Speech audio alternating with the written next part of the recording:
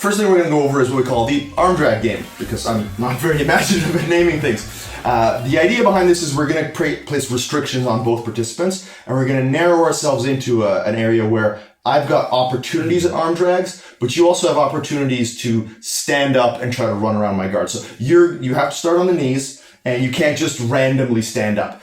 We have to hand fight. So, if we want to develop a game where I'm trying to get arm drags and you're trying to not let me get arm drags, you can just put your hands back and nothing would happen. So we have to stay engaged. If you've ever seen like Wing Chun where people are doing this kind of stuff, that's basically the rule. The rule is our hands have to stay in contact. If you manage to get a grip on top of my hands and kind of push them down, you can start to stand up. Or if you want to put your hands on my knees, you can pop up to your feet. So if I one hand no, two hands. Exactly. You can pop up to your like anytime you've won the grips, there you go. You can pop up to your feet.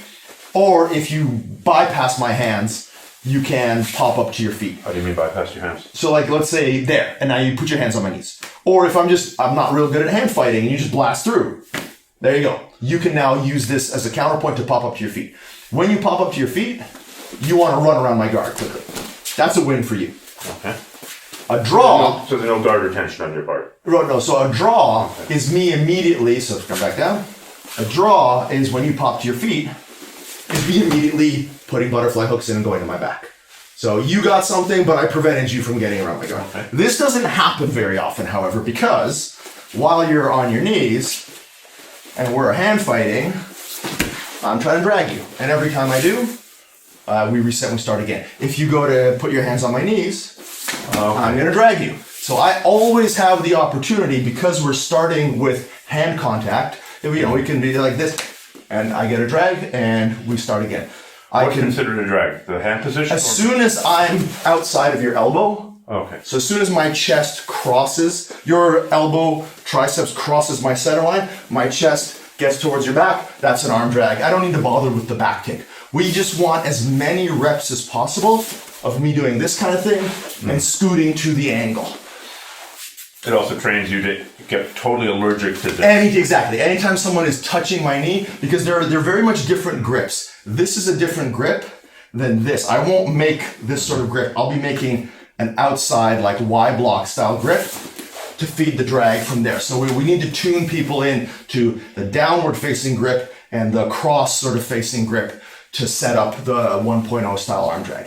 So in a typical round of this, how many times, between two equally skilled people, how many arm drags are there? How many draws are there? How many guard passes are there? Like if you're at all good at the arm drag, there are no passes.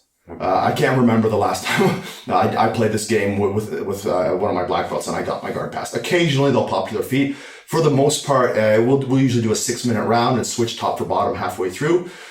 Probably a dozen to a couple dozen of arm drags will occur to both sides. So it's just a really good way of battling out hand fighting and drags in a scenario that just it wouldn't exist in any other way. So this is as codified as I can make it, where we have a parameter for the top guy to still succeed and is incentivized to put their hands in positions where the battle for the arm drag will occur.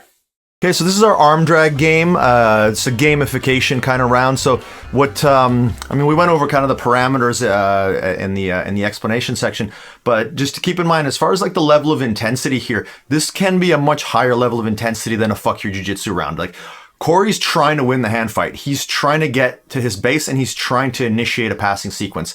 And that level of intensity allows me to cue off of what he's doing and hit my drag. With the arm drag in particular, because it's such a speed and timing based movement, it's pretty hard to do a fuck your jiu-jitsu on getting the arm drag, because if he just lets me get my grips, then I'm not building the timing, I'm not building the reaction. So there's a higher level of intensity here. It's still not like full intensity, but he's not letting me do anything and I'm not letting him do anything. That's the biggest difference between a round like this and a fuck your jiu-jitsu round, is we've set some really strict parameters, but because no one person is fully restricted and the other person isn't fully allowed to do whatever to develop a skill, we can ramp up the intensity. And there you saw, even though Corey had just like popped to his feet, I still was able to hit a drag because of his wrist positioning. So even after he popped up, there's another example of, despite the fact that I wasn't able to hit the drag before he popped to his feet, I'm still keying on when is he vulnerable, do I still have my guard structure, or do I need to be purely defensive? In this case, he's on his feet. I still don't need to be purely defensive, but I've negated his offense from going any further, so we reset. We keep going until there's a kind of a defined response. Here I use the 2-on-1 elbow grip to set up my 2-on-1 arm drag, which is not usually how this goes. Usually we start with the wrist grip and just fire the arm drag. But in that case, that was the only way I could win the hand fight. And there you saw the more typical sort of response, which is anytime I get an opportunity to catch the wrist, I try to fire the arm drag off. And you can see there kind of like an aborted attempt where I got the wrist momentarily, but I wasn't quick enough with my transition to the elbow. So Corey pulled his hand away. And there again, he managed to get to his feet off of a hand fighting exchange. I had to retreat immediately to a foot on the hip. And you can see kind of the speed with which you have to fire these off. The arm drag is maybe the quickest, like at least in terms of guard play, it might be the quickest or the highest demand on speed to pull it off in kind of like a fraction of a second. As soon as you get the opportunity, you've got to go, because the recognition that you could see there, like Corey immediately managed to block my biceps to keep me from dragging his arm across the center line, because I just wasn't fast enough at firing his hand down towards his hip. I didn't create enough of a vulnerability. And that one, not gonna lie, felt pretty slick. Managing to drag him by me at that late stage was, even at my level, having done this for like a few years, it can still feel really good when you really time a technique properly. So hopefully you guys get that same feeling.